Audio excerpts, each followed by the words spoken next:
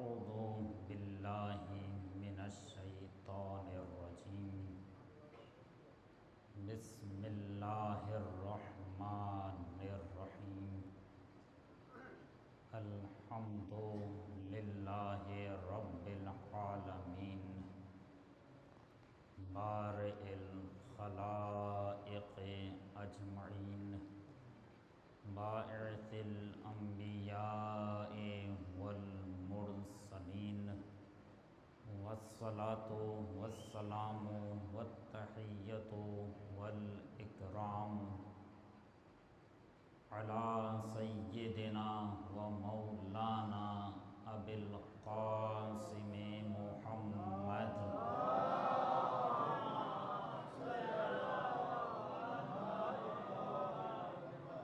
وعلى آله الطيبين الطاهرين المعصومين المظلومين الذين أذهب الله عنهم الرجس وطهرهم تطهيرا.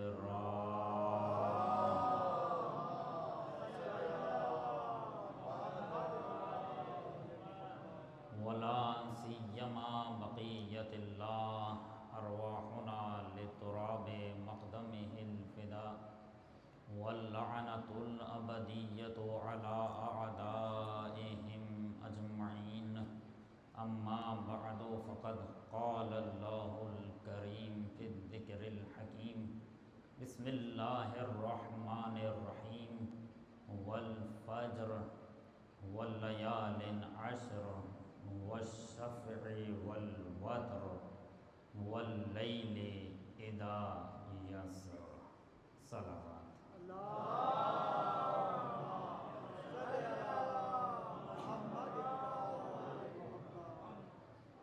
حضرات گرامی قدر، اس عشرے کے لیے سورہ فجر کی ابتدائی آیات کا انتخاب کیا گیا ہے.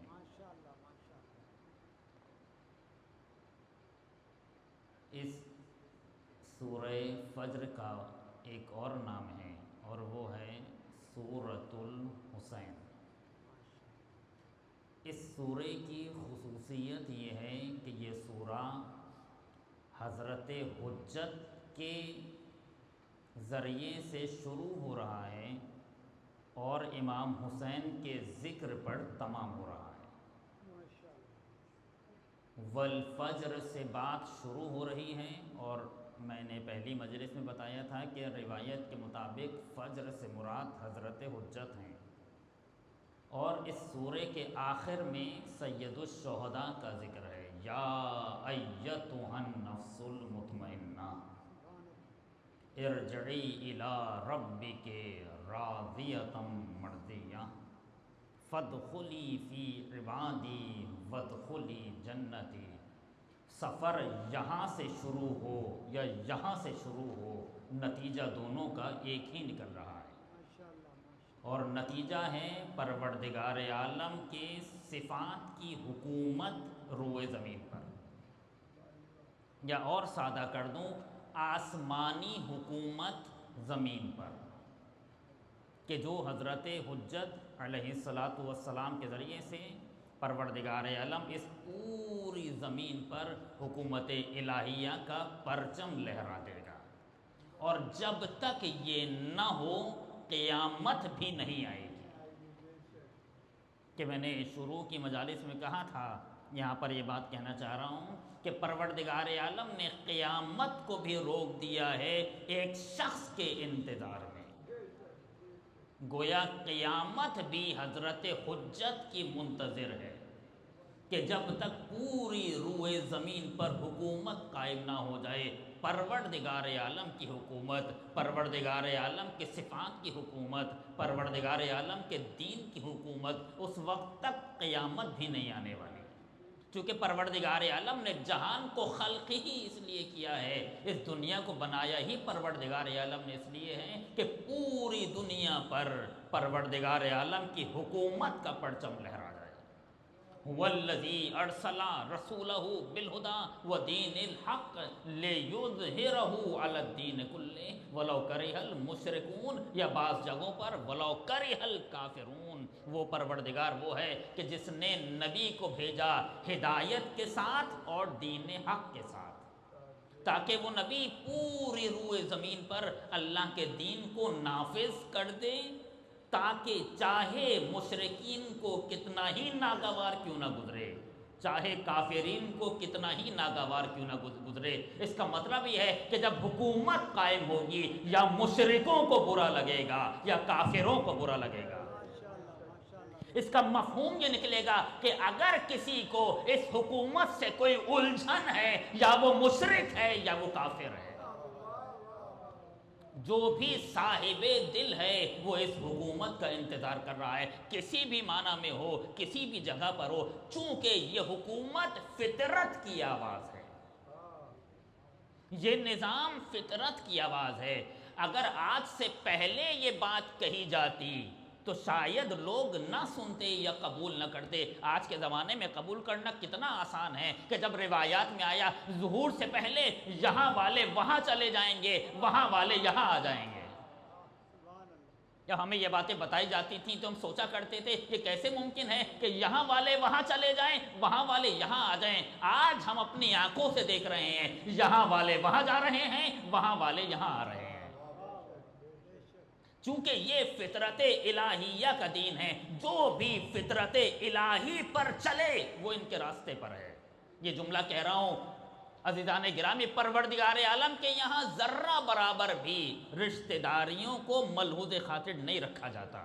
بسم اللہ الرحمن الرحیم، قل هو اللہ احد اللہ الصمد لم یلد ولم یولد۔ نہ اس سے اوپر کوئی رشتہ داری ہے، نہ اس سے نیچے کوئی رشتہ داری ہے، پروردگار عالم کا کوئی رشتہ نہیں ہے۔ اگر پروردگار عالم کے یہاں رشتہ داریوں کو مد نظر نہیں رکھا جاتا تو پروردگار عالم کے نمائندے بھی اپنوں کو یا غیروں کو کسی بنیاد پر تفریق کرنے کے قائل نہیں ہوں گے۔ اگر تم ہمارے راستے پہ ہو، چاہے غیر ہی کیوں نہ ہو، تم ہمارے ہو، تم ہمارے ہو۔ اور انہوں نے کر کے دکھایا اور کہہ کے دکھایا کہ محمد ہمارا بیٹا ہے، اگرچہ اس کے صلب سے ہے،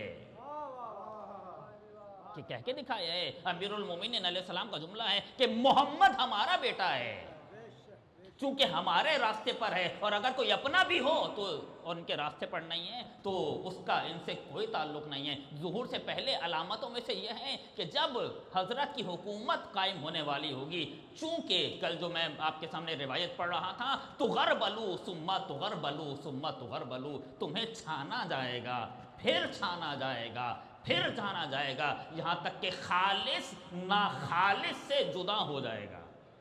ظہور سے پہلے ضروری ہے کہ خالص افراد باقی بچیں اور ناخالص چلے جائیں۔ کل یہی بات چل رہی تھی نا کہ طے یہ پایا ہے کہ امام حسین کو کوئی منافق نہیں ملے گا اور حضرت حجت کو کوئی منافق نہیں ملے گا، چونکہ انہوں نے وہ کام کرنا ہے کہ جو صرف خالص افراد کے ذریعے سے انجام پا سکتا ہے، اور خالص افراد کو اپنے سے قریب لانے کے لیے ضروری ہے کہ آزمایا جائے، کیونکہ آسانیوں میں تو سب ساتھ ہوتے ہیں، خالص کون ہے مشکلات میں پتہ چلتا ہے۔ اگر میں آپ کو تاریخ سے مثال دے دوں کہ جب اسلام مال بانٹ رہا تھا، جونک در جونک لوگ اسلام میں داخل ہو رہے تھے اور اعلان کر دیا گیا تھا، ایسے ایسے بھی داخل ہو گئے کہ جنہوں نے ساری زندگی ادھار پہ گزاری،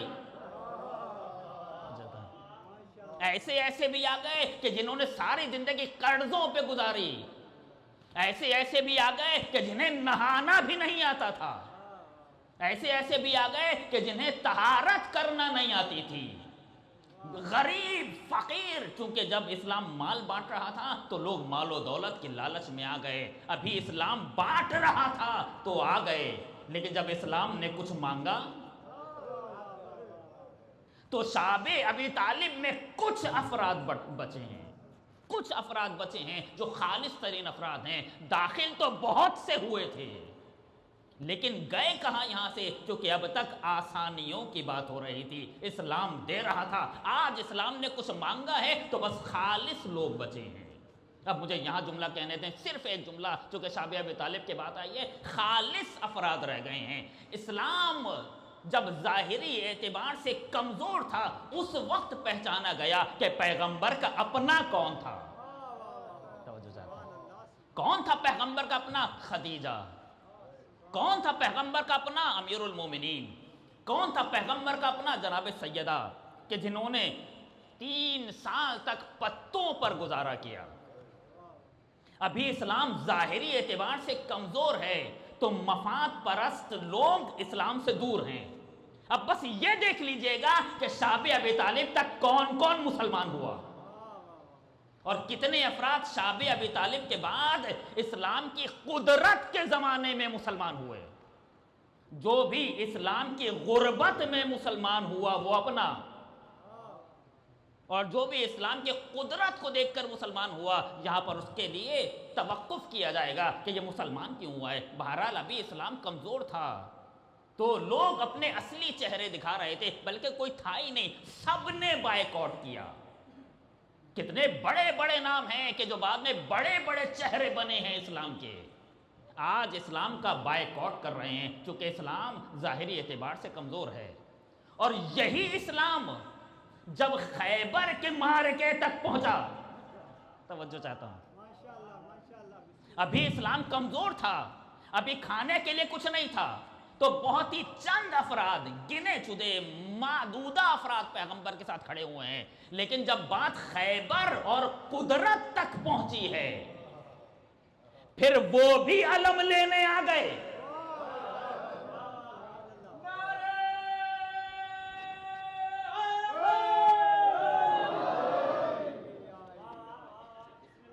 وہ بھی علم لینے آ گئے کہ جنہوں نے کبھی خواب میں بھی علم نہیں اٹھایا تھا، کیونکہ آج اسلام کی قدرت کا مسئلہ ہے۔ آج اسلام قدرت میں ہے۔ جب اسلام مانگ رہا تھا اس وقت کوئی نہیں آیا، آج دے رہا ہے تو طولانی صفیں لگی ہوئی ہیں، مگر پیغمبر خوب جانتے تھے، پیغمبر نے ٹھان لی ہے کہ خالص کو ناخالص سے جدا کرنا ہے، اور پیغمبر نے ایک جملے کے ذریعے سے خالص کو ناخالص سے جدا کیا۔ کہنے لگے لَأُعْطِيَنَّ الرَّعْيَةَ غَدًا رَجُلًا کَرَّارًا غَيْرَ فَرَّارٍ، کل علم میں اسے دینے والا ہوں جو مرد ہوگا۔ اب ممکن ہے کہ آپ یہ سوچ رہے ہوں کہ پیغمبر کہہ رہے ہیں مرد ہوگا تو مرد بمقابلہ عورت ہے۔ نہیں، ایسا نہیں ہے، چونکہ یہاں پر کوئی عورت ہے ہی نہیں، یہاں ظاہری اعتبار سے مقابلہ مردوں کا مردوں سے ہو رہا ہے، سب مرد ہیں، اور پیغمبر کہہ رہے ہیں کہ میں علم مرد کو دوں گا۔ اس کا مطلب یہ ہے کہ یہاں مرد عورت کے مقابل پر نہیں ہے، مرد نامرد کے مقابل پر ہے۔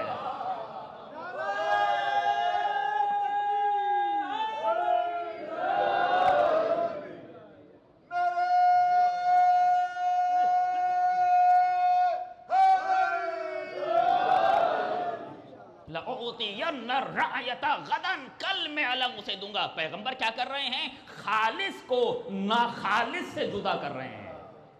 رجلن، جو مرد ہوگا، کرار ہوگا، بڑھ بڑھ کر حملہ کرنے والا ہوگا، کسی ایک جنگ میں بھی پیچھے نہیں ہٹا ہوگا، مجمع دیکھ کر بھاگا نہیں ہوگا،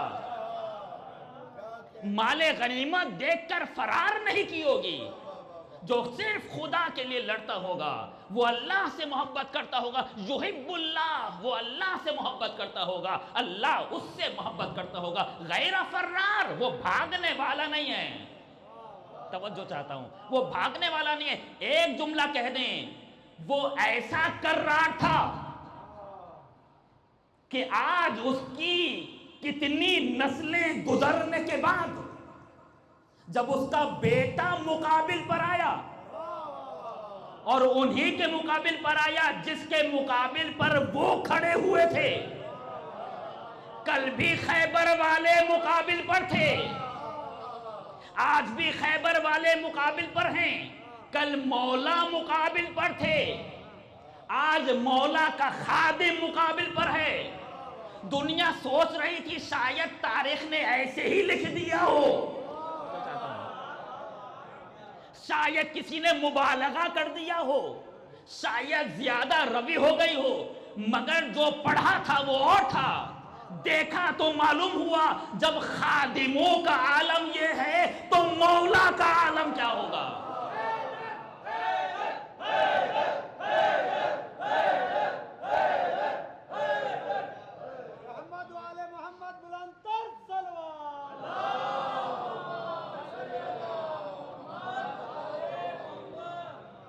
اور پھر سب اچک اچک کر دیکھنے لگے، کیونکہ آج اسلام کی قدرت کا زمانہ ہے۔ وہ سمجھ رہے تھے ہمیں ملنے والا ہے، وہ سمجھ رہے تھے ہمیں ملنے والا ہے۔ چونکہ آج اسلام بانٹ رہا تھا تو سب اپنے چہرے بلند کر کر کے اپنے گردنیں اٹھا اٹھا کر دیکھ رہے تھے شاید ہمیں مل جائے، شاید ہمیں مل جائے۔ مگر پیغمبر نے سوچ لیا تھا اسی کو بلانا ہے جو خالص ہوگا،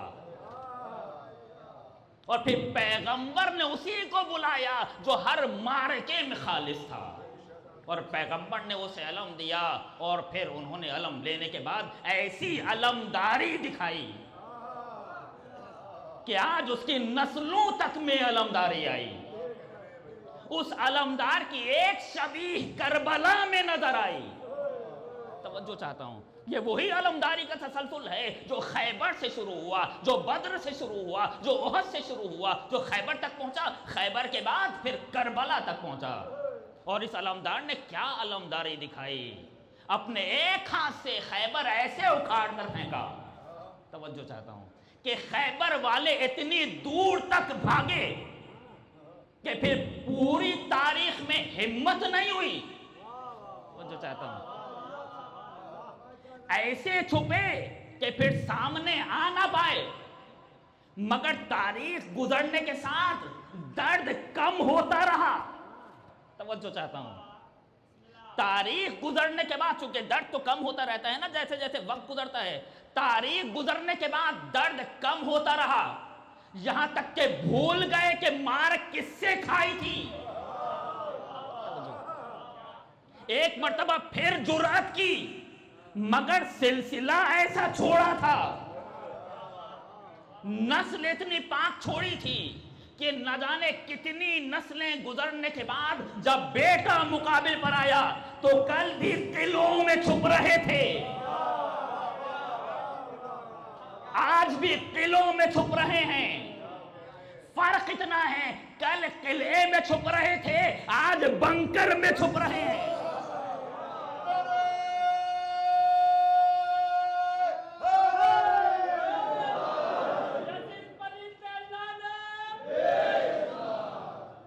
پیغمبر نے سوچ لیا تھا کہ خالص کے ہاتھ میں علم دینا ہے، یہ اسلام کا علم ہے، یہ ہر کسی کے کاندھوں پر نہیں سجے گا۔ پیغمبر نے خالص فرد کو بلایا، وہ جو مرد تھا، جو کرار تھا، جو خیر فرار ہے۔ چونکہ طے یہ پایا ہے کہ اسلام کا سلسلہ بس خالص افراد کے ہاتھ میں رہے گا، اور پھر یہ سلسلہ چلتا رہا، یہ وہی سلسلہ تھا، اور آج اسی سلسلے کی یہ کڑی تھی کہ پروردگار عالم نے ان کے ذریعے سے وہ حکومت کہ جس کی تمنا پیغمبر کر رہے تھے۔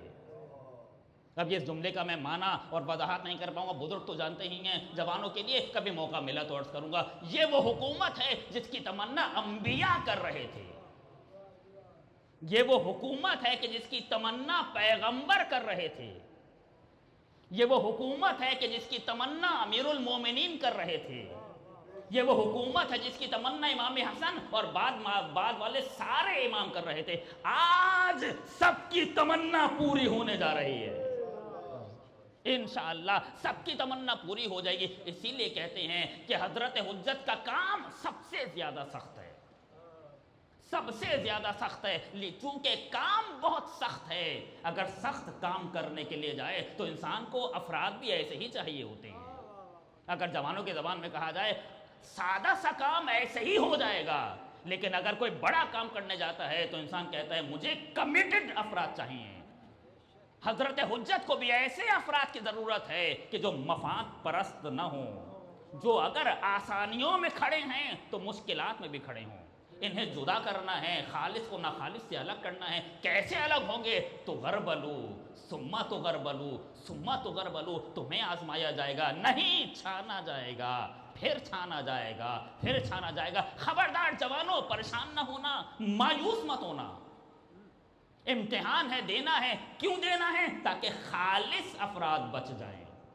مشکلات سے گھبرانا نہیں، طے یہی پایا ہے کہ مستقبل ہمارا ہے، طے یہی پایا ہے، مگر گھبرانے کی بات نہیں ہے، پریشان ہونے کی بات نہیں ہے۔ مارٹن کریمر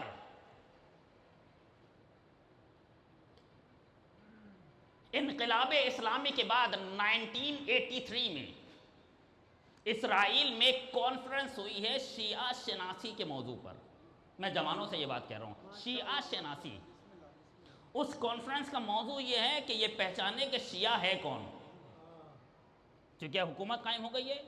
اب وہ مذہب ہے کہ جسے پوری تاریخ میں دبانا چاہا، آج وہ کھل کر سامنے کھڑا ہوا ہے۔ اب سوچ رہے ہیں کہ یہ ہیں کون، یہ ہیں کون کہ جنہوں نے اتنی بڑی بڑی طاقتوں سے ٹکر لے لی ہے۔ اور اب یہ انہوں نے ایک کانفرنس رکھی ہے۔ کانفرنس کہاں ہوئی ہے؟ اسرائیل میں۔ آرٹیکل چھپ چکا ہے، جا کر سرچ کیجئے گا، سامنے آ جائے گا۔ 1983 میں اس کا جو آرگنائزر ہے اس کا نام ہے مارٹن کریمر۔ شیعت کے موضوع پر یہ کانفرنس ہو رہی ہے، سب کو بلایا مگر کسی شیعہ کو نہیں بلایا۔ اور یہ سب بات کر رہے ہیں کہ شیعہ ہوتے کون ہیں، شیعہ ہیں کون، شیعت کی بنیاد کیا ہے۔ آخر میں مارٹن کریمر نے ایک نتیجہ دیا ہے، یہ میں جوانوں سے کہنا چاہتا ہوں اپنے موضوع سے متعلق۔ مارٹن کریمر نے آخر میں ایک نتیجہ دیا، دیکھو شیعوں کے پاس دو چیزیں ہیں، جب تک ان کے پاس دو چیزیں رہیں گی انہیں مٹا نہیں سکتے۔ کون کون سی چیزیں؟ پہلی چیز ان کے پاس کربلا ہے، دوسری چیز ان کے پاس ظہور ہے۔ جب ان کے جذبات ٹھنڈے ہونے لگتے ہیں تو کربلا کا سہارا لے لیتے ہیں، جب مایوس ہونے لگتے ہیں تو ظہور کی طرف دیکھنے لگتے ہیں۔ ہمارا مستقبل ظہور ہے، آزمایا جائے گا، ہمیں چھانا جائے گا، مگر خبردار پریشان نہیں ہونا۔ اور اس کے بعد پھر نتیجہ اتنا بڑا ہے کہ ہم نے یہ آزمائش دینی ہوگی۔ کیسا نتیجہ ہے؟ کہ جب روئے زمین پر حکومت قائم ہو جائے گی، تخرج الارض نباتہا۔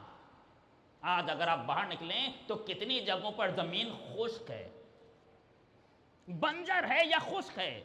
ظہور کے بعد زمین کا کوئی بھی حصہ خشک نظر نہیں آئے گا، ہر طرف ہریالی ہوگی، ہر طرف سبزہ ہوگا۔ چونکہ اگر پہلے مجلس یاد ہو، زمین آج اپنے خزانے اگل رہی ہے، زمین اپنے خزانے نکل رہی ہے۔ آپ آج بڑی بڑی مشینوں کے ذریعے سے خزانے نکالتے ہیں، ظہور کے وقت زمین ایسے ہی خزانے واپس کر دے گی، چونکہ زمین سجائی ہی ہے اہل بیت کے چاہنے والوں کے لیے۔ تو زمین اپنے پاس رکھ کر کیا کرے؟ تب اگر یہ جملہ اس کی وضاحت نہیں کر پاؤں گا، ظہور تک زمین نے یہ چیزیں امانتاً رکھی ہوئی ہیں۔ یہ چیزیں ہیں کس کی؟ اہل بیت کے چاہنے والوں کی، اہل بیت کی ہیں۔ اہل بیت نے اپنے چاہنے والوں کے لیے مباح قرار دیے ہیں۔ جب ظہور ہو جائے گا تو یہ امانت دار زمین صاحب امانت کی امانت واپس کرے گی، اور ہر جگہ پر سبزہ ہی سبزہ ہوگا، خزانہ ہی خزانہ ہوگا۔ یہ جملہ کہہ چکا ہوں، یہاں رکوں گا نہیں۔ غربت ختم ہو جائے گی۔ لَتُؤْكَلُوا ثَمَرَةُ الصَّيْفِ فِي الشِّتَاءِ وَثَمَرَةُ الشِّتَاءِ فِي الصَّيْفِ۔ ابھی گرمی کا پھل گرمی میں کھایا جائے گا، سردی کا پھل سردی میں کھایا جائے گا۔ جب ظہور ہو جائے گا تو گرمی کا پھل سردی میں بھی ملے گا، سردی کا پھل گرمی میں بھی ملے گا۔ وجہ یہ ہے کہ محدودیت ہے جو حکومت کر رہی ہے۔ جب ظہور ہوگا تو محدودیت ختم ہو جائے گی، اب کوئی محدودیت نہیں ہے، زمین اپنی اصل حالت پہ آ جائے گی، آسمان نعمتیں برسانے لگے گا۔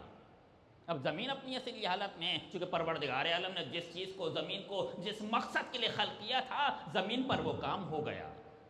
بس یہ آخری بات اور عرض کروں، آج مجھے وقت کم دیا گیا ہے، اس کے بعد پھر بات تمام کر دوں۔ عزیزان گرامی، ہم سے قیامت میں، اس پر میں خاص طور پر جوانوں کی توجہ چاہتا ہوں، یہ وہ سوالات ہیں جو ذہنوں میں آتے ہیں، ہم سے قیامت میں یہ سوال نہیں ہوگا کہ تم نے حضرت کو دیکھا کیوں نہیں۔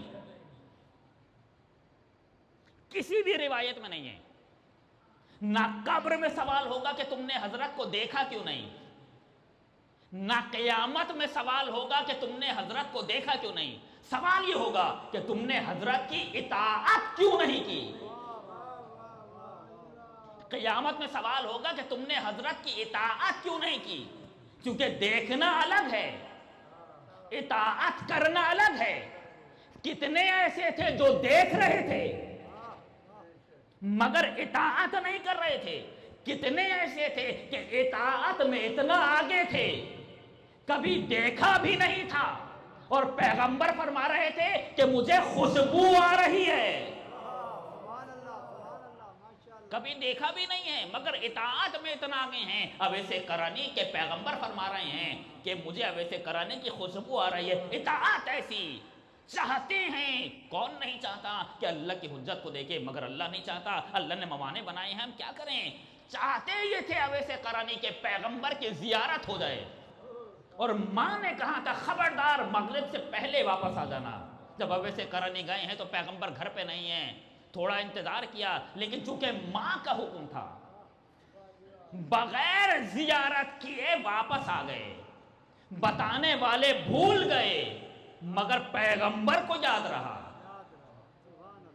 پیغمبر کو یاد رہا۔ اس کا مطلب یہ ہے کہ ہم دیکھنے پر معمور نہیں، اطاعت کرنے پر معمور ہیں۔ قبر میں جو ہم سے سوال ہوگا، یہاں پر یہ جملہ بھی سن لیجئے، یہ جو ہے کہ من ربو کا، تمہارا خدا کون ہے۔ یہ کس خدا کے بارے میں پوچھا جا رہا ہے ہم سے قبر میں؟ من ربو کا سوال ہوگا نا، سب سے پہلا سوال من ربو کا، تمہارا خدا کون ہے۔ کیا یہ سوال کیا جائے گا کہ تمہیں جو مدارس میں خدا پڑھایا گیا ہے بتاؤ وہ خدا کون ہے؟ کیا یہ سوال ہوگا؟ بتاؤ برہان نظم سناؤ ذرا، برہان صدیقین سناؤ ذرا، برہان امکان و حدوث سناؤ ذرا، کیا یہ سوال ہوگا؟ اور اگر آپ کو برہان صدیقین یاد نہیں ہے تو فرشتے پھر جو کریں گے، کیا ایسا ہے؟ کہا نہیں، ایسا تو نہیں ہے، کسی روایت میں ایسا نہیں ہے کہ برہان نظم یاد کر کے جانا فرشتے سنیں گے، مگر فرشتے سوال کریں گے من ربو کا، تمہارا رب کون ہے۔ من نبیوں کا، تمہارا نبی کون ہے، کون سا نبی؟ وہی جس کی حکومت عقائد کی کتابوں میں ثابت کی تھی؟ کہا نہیں، ہمیں یہاں براہین نہیں سنانے۔ توجہ چاہتا ہوں، قبر میں یہ جملہ یاد رکھے، قبر میں یہ گوشت کی زبان نہیں چلے گی بلکہ زبان عمل چلے گی۔ توجہ چاہتا ہوں، میں جواب پہ تقریباً یہی ہے جو آپ کو دینے لگا ہوں۔ من اماموں کا، تمہارا امام کون ہے؟ آیا یہ وہ سوال کیا جا رہا ہے بتاؤ عقائد کی کتابوں میں جو حدیثیں ہیں وہ حدیثیں سناؤ، جن براہین کی روشنی میں تم نے سلسلہ امامت کو ثابت کیا ہے وہ سناؤ۔ بالکل ایسا نہیں ہے، پھر کس امام کے بارے میں پوچھا جا رہا ہے؟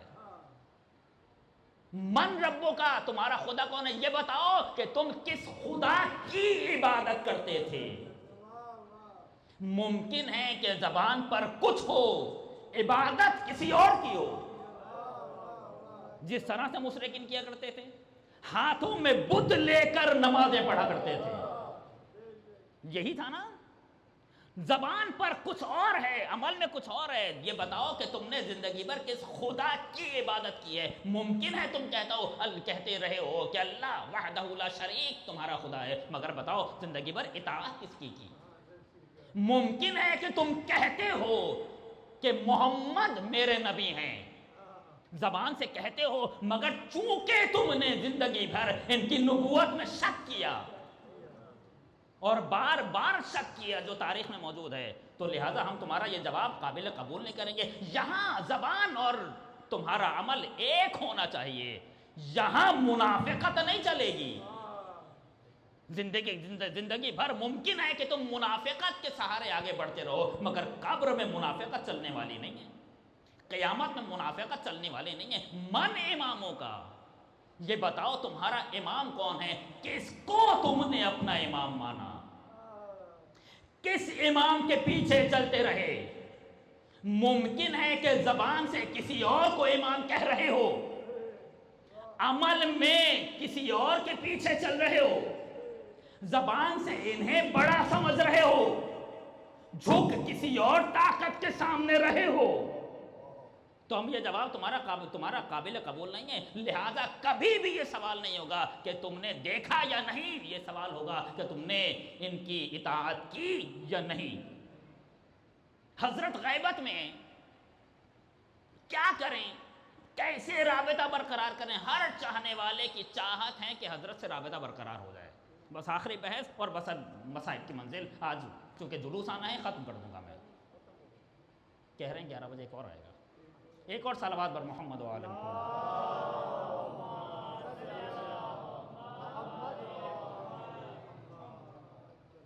عزیزان گرامی، ہمیں حکم دیا گیا ہے کہ امام سے رابطہ ولائی قائم کیا جائے، اس پر تھوڑی سی توجہ بہت ضروری ہے، بہت سارے مسائل حل ہو جائیں گے۔ رابطہ محبت بھی نہیں بلکہ رابطہ ولائی، محبت تو کرنی ہی ہے، اس سے اگلے مرحلے پر ولایت کا رابطہ برقرار کرنا ہے۔ محبت اور ولایت میں کیا فرق ہے؟ بہت سے لوگ محبت تو کرتے ہیں مگر ولایت میں کسی اور کے ہیں۔ جو میں کہہ رہا ہوں قبر میں یہی سوال ہوگا نا، اس کا ایک جواب یہ ہے۔ محبت اور ولایت میں فرق کیا ہے؟ میں تاریخ سے مثال دوں گا، بات واضح ہو جائے گی، ایک مثال سے بات واضح ہوگی۔ ممکن ہے کہ کوئی محبت کرتا ہو مگر ولایت میں کسی اور کے ہو۔ شب عاشوراء حر نے محبت نہیں بدلی تھی، حر تو محبت پہلے بھی کرتا تھا۔ دلیل یہ ہے کہ جب امام نے فرمایا ہے جاؤ حر جا کر اپنی نماز پڑھ لو، تو کہنے لگا نہیں، نماز تو آپ کے ساتھ ہوگی۔ اس کا مطلب یہ ہے کہ حر محبت کرتا تھا۔ شب عاشوراء حر نے محبت نہیں بدلی تھی، ولایت بدلی تھی۔ رابطہ محبت تو قائم کرنا ہی ہے، ان سے رابطہ ولایت قائم کرنا ہے، اور اگر رابطہ ولایت قائم ہو جائے تو رابطہ ولایت کے ذریعے سے ساری دوریاں ختم ہو جاتی ہیں، ساری دوریاں۔ کسی نے امام ہادی، امام علی نقی علیہ السلام،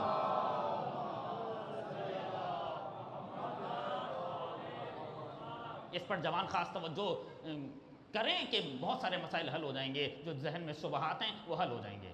لکھنے والے نے لکھ دیا امام کو خط کہ مولا میں آپ سے رابطہ برقرار کرنا چاہتا ہوں مگر مسافت بہت طولانی ہے، میں آپ تک آ نہیں سکتا، میں آپ سے بات کر نہیں سکتا، میں آپ سے اپنی حاجت بیان کر نہیں سکتا، میں کیا کروں، میری ذمہ داری کیا ہے؟ امام نے ایک جملہ لکھ دیا، آواز دی، ان کانا لکا حاجہ فحرک شفتیک، جب بھی کوئی حاجت ہو کچھ کرنے کی ضرورت نہیں ہے، بس اپنے لبوں کو جنبش دو۔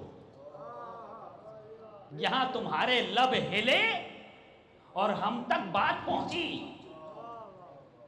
بلکہ آیت اللہ بہجت کا جملہ نقل کر دوں، آیت اللہ بہجت کہتے تھے کہ ہمارے یہ لب اور ہمارے کانوں کے درمیان کتنا فاصلہ ہے؟ آپ کہیں گے 4 انگلیوں کا۔ آیت اللہ بہجت فرماتے تھے کہ ہمارے لبوں سے نکلنے والی بات ہمارے کان بعد میں سنتے ہیں، حضرت حجت پہلے سن لیتے ہیں۔ خبردار کوئی یہ نہ سمجھے کہ دوریاں بہت ہیں تو لہذا بات نہیں پہنچائی جا سکتی، یہاں پر ختم کر رہا ہوں، دوریاں بہت ہیں تو بات نہیں پہنچائی جا سکتی، نہیں، اگر رابطہ ولائی قائم ہو جائے تو ساری دوریاں ختم ہو جائیں گی۔ اگر انسان اپنے دل کے اندر جھانک کر دیکھے، دل میں حضرت حجت ہوں تو کون سی دوری، کون سی پریشانی، یہ ساری دوریاں ختم ہو جائیں اگر انسان رابطہ ولائی قائم کرے۔ جن لوگوں نے بھی رابطہ ولائی قائم کیا، حضرت نے ان کو اپنے تک پہنچا دیا۔ پوری تاریخ میں ایسا ہی ہوا ہے، کتنے ایسے تھے جو پہنچ چکے تھے اور امام نے واپس کر دیا۔ چونکہ رابطہ ولائی قائم نہیں کیا تھا۔ کتنے ایسے تھے جو نہیں پہنچ پا رہے تھے، حضرت نے خود خط لکھ کر بلایا، چونکہ رابطہ ولائی قائم کیا ہوا تھا، اور راستہ بتایا کہ ایسے آ جاؤ، بلا لیا۔ کتنوں کو راستہ دکھا رہے تھے، چلے جاؤ ایسے جاؤ، اور کتنوں کو امام نے بلایا ہے، چونکہ اگر رابطہ ولائی قائم ہو جائے تو ساری دنیا ختم ہو جائیں گی، اور یہ رابطہ ولائی قائم کرنے کے لیے عمر کی کوئی قید نہیں ہے، عمر کی کوئی قید نہیں ہے۔ ممکن ہے کہ کوئی شیش ماہاں ہو مگر رابطہ ولائی اتنا مضبوط ہو کہ ساری دوریاں ختم ہو گئیں۔ اور یہ کیسے ممکن ہے کہ شیش ماہاں رابطہ ولائی قائم کر لے؟ یہ اب ہمارے پاس وقت نہیں بچا، ورنہ عرض کرتا کہ شیش ماہاں نے رابطہ ولائی قائم کر لیا۔ حسین ابن علی اپنے ساتھ معجزے لے کر گئے تھے، معجزے۔ اور امام حسین علیہ السلام کا کربلا کے میدان میں سب سے بڑا معجزہ یہی شیش ماہاں تھا، سب سے بڑا معجزہ۔ یزید نے اپنے کچھ جاسوس بھیجے تھے کربلا، ان جاسوسوں کا کام یہ تھا کہ کربلا کی ہر خبر یزید تک پہنچائیں، کیونکہ یزید کو ان پر یقین نہیں تھا، یہ جو خط و کتابت کر رہے تھے اس کو یقین نہیں تھا کہ صحیح لکھ رہے ہیں یا غلط، تو لہٰذا اس نے 2 جاسوس اپنے خاص بھیجے ہیں، کسی کو نہیں معلوم تھا کہ یہ کون لوگ ہیں، اور ان کا کام یہ تھا کچھ نہیں کرنا ہے، بس دیکھنا ہے اور خبر لکھنی ہے، جا کر یزید کو پہنچانا ہے۔ انہوں نے ساری خبریں لکھی۔ عصر عاشورہ سے کچھ دیر پہلے کہ جب انہیں یقین ہو گیا کہ اب امام شہید ہونے والے ہیں، شہادت سے کچھ دیر پہلے انہوں نے اپنے آپ کو تیار کیا اور شام کی طرف نکل گئے، اور بہت جلدی انہوں نے اپنے آپ کو شام پہنچا دیا۔ یزید نے سب کو بلا لیا کہ دیکھو میرے جاسوس آ گئے ہیں، یہ بتائیں گے کربلا میں کیا ہوا ہے۔ سب بیٹھے ہوئے ہیں، سارے وزراء اور جتنے بھی بڑے افراد ہیں یزید کی نگاہ میں سب سامنے بیٹھے ہوئے ہیں۔ اب یزید نے ان دونوں جاسوسوں کو بلایا اور پوچھا کہ بتاؤ کربلا میں کیا ہوا ہے، یہ جو مجھے لکھ رہے تھے عمر ابن سعد یا عبید اللہ صحیح لکھ رہے تھے یا غلط؟ ان دونوں نے کہا یزید جو تجھے لکھا جا رہا تھا صحیح لکھا جا رہا تھا، سب صحیح لکھا ہے۔ پھر یزید نے اگلا سوال کیا کہ یہ بتاؤ کہ میں جیتا یا ہارا؟ ان دونوں نے مل کر کہا یزید تو ہار گیا، حسین جیت گئے۔ یزید نے کہا یہ کیا بات کہی تم نے، جب سب میرے حق میں ہیں تو میں کیسے ہارا، اور تم کہہ رہے ہو میں ہار گیا حسین جیت گئے؟ تو دونوں نے یک زبان ہو کر کہا یزید تو جیت رہا تھا، لیکن آخر وقت میں حسین علی اصغر کو لے آئے۔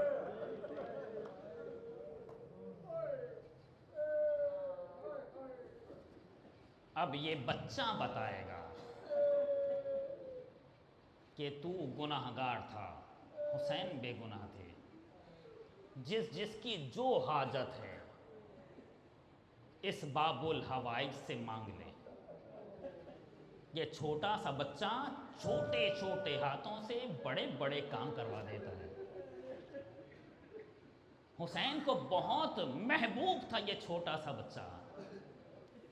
ابھی عرض کروں گا آپ کے سامنے، امام نے جس طرح سے علی اصغر کے جنازے پر گریہ کیا ہے، ایسا گریہ امام نے کہیں نہیں کیا۔ جس طرح سے علی اصغر کو گود میں لے کر روئے ہیں، ایسے کسی کے سامنے نہیں روئے۔ جب کوئی نہ رہا سب شہید ہو گئے، حسین اکیلے ہیں۔ آواز آئی حل من ناصر، جیسے ہی آواز آئی خیمے سے رونے کی آوازیں بلند ہوئیں۔ حسین خیمے میں آئے، کہنے لگے ابھی تو میں زندہ ہوں۔ آواز دی مولا، آپ کی آواز میں اتنا درد تھا کہ علی اصغر بے چین ہو گئے۔ سمجھ گئے حسین یہ بے چینی کچھ اور ہے، کہنے لگے لاؤ علی اصغر کو مجھے دو، میں پانی پلا کے لے آتا ہوں۔ علی اصغر کو لیا، عبا کے دامن میں چھپایا، حسین میدان کی طرف چلے۔ اشقیا سمجھے کہ شاید قرآن لے کر آ گئے، حسین بیعت کرنا چاہتے ہیں، لیکن اب جو ابا کا دامن ہٹایا، کیا دیکھا چھوٹا سا بچہ ہے۔ اور پھر امام کہنے لگے تم نے میرے اکبر کو مار دیا، تم نے میرے عباس کو مار دیا، اس چھوٹے سے بچے نے کیا کیا ہے؟ یا قوم لم ترحمونی فرحموا ھذا الطفل، اگر مجھ پر رحم نہیں کھاتے تو اس بچے پر رحم کھا لو۔ اما ترونہ کیف یتلذی، تم دیکھ نہیں رہے میرا بچہ کیسے تلذی کر رہا ہے؟ آپ جانتے ہیں کہ یہ تلذی کیا ہوتی ہے؟ عربی جاننے والے جانتے ہیں کہ تلذی کے لیے ایک مثال دیتے ہیں۔ آپ جب مچھلی کو پانی سے نکالیے تو چونکہ مچھلی کو پانی چاہیے، مچھلی اچھلتی ہے، اس حالت کو تلذی نہیں کہتے۔ جب مچھلی کی طاقت کم ہو جاتی ہے تو اپنی جگہ پر لیٹے لیٹے کروٹیں بدلتی ہے، اسے بھی تلذی نہیں کہتے۔ جب مچھلی مرنے والی ہوتی ہے تو پیاس کے مارے کبھی منہ کھولتی ہے کبھی بند کرتی ہے، اس حالت کو تلذی کہتے ہیں۔ امام کہنا چاہ رہے ہیں دیکھ نہیں رہے میرا بچہ پیاس سے مرنے والا ہے؟ آواز آئی ہرملا، حسین کا کلام قطع کر دے۔ ہرملا تیر لے کر آگے بڑھا، جس گھڑی تھی ہر شقی کی آنکھ نم، رک گیا تھک کر مورخ کا قلم۔ ہرملا کے جب بڑھے آگے قدم، غیرت انسانیت بولی کہ تھم۔ ہرملا پہلے تو اپنا تیر دیکھ، پھر گلوے اصغر بیشیر دیکھ۔ بس پھر تیر چلا، مقتل نے لکھا ذبح الطفل من الاذن الى الاذن، بچہ ایک کان سے دوسرے کان تک ذبح ہو گیا۔ تیر سے کوئی ذبح نہیں ہوتا، وجہ یہ تھی کہ تیر بڑا تھا گلا چھوٹا تھا۔ آج وہ روئیں وہ لوگ گریا کریں جن کے چھوٹے چھوٹے بچے ہیں۔ حسین کا دل ٹوٹ گیا، علی اصغر کو لے کر چلے۔ اس سے پہلے کبھی نہیں ہوا کہ حسین آگے بڑھے ہوں اور پیچھے آ گئے ہوں، آج پہلی بار ہوا ہے۔ علی اصغر کو لے کر جا رہے ہیں، کبھی آگے جاتے ہیں کبھی پیچھے آتے ہیں، کبھی آگے جاتے ہیں۔ انا للہ و انا الیہ راجعون۔ ابھی پریشان سوچ رہے تھے کہ خیمے سے ایک بچی نکلی، کہنے لگی بابا علی اصغر کو پانی پلا دیا۔ تھوڑی دیر میں رباب در خیمہ پر آئی، حسین نے ابا کا دامن ہٹایا، ماں نے دیکھا بچے کے سینے پر خون لگا ہوا ہے، سمجھ گئی، دوبارہ خیمے کے اندر چلی گئی اور ادھر منہ کر کے رونا شروع کر دیا۔ آقا کے سامنے گریہ نہیں کیا، میرا مولا شرمندہ نہ ہو جائے۔ یہ پہلا جنازہ ہے کہ حسین دفن کر رہے ہیں۔ پشت خیمہ پر آئے، چھوٹی سی قبر کھودی، جن کے چھوٹے چھوٹے بچے ہیں، چھوٹی سی قبر کھودی، علی اصغر کو لٹایا اور پھر پھول سے رخساروں پر گرم مٹی ڈالنا شروع کی۔ علی اصغر کو دفن تو کر دیا، لیکن اب اٹھنا چاہ رہے تھے تو اٹھا نہیں جا رہا تھا۔ قبر پر بیٹھے گریہ کر رہے تھے، ہائے میرا بچہ، ہائے علی اصغر۔ آسمان سے آواز آئی یا حسین دعہو فإن لہ مرضعا فی الجنہ، حسین علی اصغر کو چھوڑ دو، ہم نے جنت میں اس کے لیے داعیہ مقرر کر دی ہے۔ حسین نے علی اصغر کو دفن کیا تھا، آج آپ کربلا جائیے تو قبر نہ ملے گی۔ علماء نے بتایا امام سجاد نے جب 13 محرم کو دفن کیا ہے، پہلے امام حسین کو لٹایا، پھر سینے پر علی اصغر کو لٹا دیا۔ مجھے نہیں معلوم زمین کے نیچے سے سینے کی بلندی تک علی اصغر کیسے آئے، لیکن کتابوں میں اتنا لکھا ہے 11 محرم تھی، سر گنے جا رہے تھے کسی نے کہا ایک سر کم ہے، دوسرا بولا میں نے دیکھا تھا حسین نے پشت خیمہ اپنے بچے کو دفن کیا تھا، اب خیمے جل چکے ہیں، قبر کا نشان باقی نہ رہا مگر سر چاہیے۔ ظالم گھوڑوں پر بیٹھے، ہاتھوں میں نیزے لیے، کہوں جملہ اب خیمے جل چکے ہیں، رباب خیمے میں نہیں ہے، رباب یہ منظر دیکھ رہی ہیں، جب بھی نیزہ زمین میں جاتا رباب اپنا کلیجہ تھام لیتی، ہائے میرا بچہ، ہائے میرا بچہ۔ اب جو نیزہ زمین میں گیا رباب نے مقتل کا رخ کیا، اے آقا میرا